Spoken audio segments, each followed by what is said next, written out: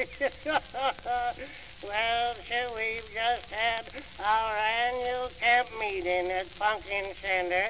Well, for several days, we was pretty busy baking and cooking and making preparations for the camp meeting, and some of the committee allowed we ought to have lemonade for the Sunday school children. Well, we wanted to get it just as cheap as possible, so we dammed up the creek what runs back to the camp meeting grounds and put in 10 pounds of brown sugar and a half a dozen lemons and let the Sunday school children drink right out of the creek. Well, some of the sermons preached at that camp meeting beat anything I ever heard in all my born days. We'd been having a good many arguments about profiteers, monopolies, and trusts, and one minister got up and said, "Oh, my dear beloved brothers and sisters, we should not be too severe upon the monopolies. If we read the scriptures closely, we observe our forefathers were all monopolists, yea, verily.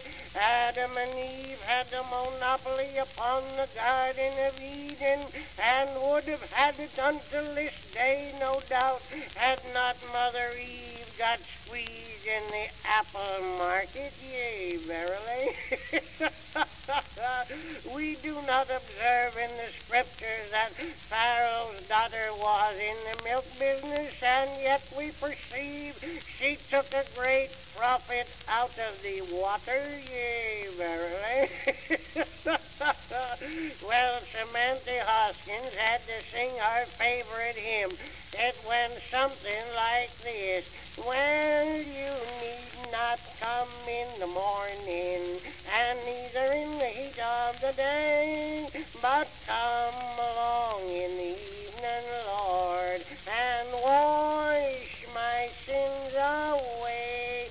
Standing on the walls of Zion, looking at my ship come a sailing over. Standing on the walls of Zion, looking at my ship coming.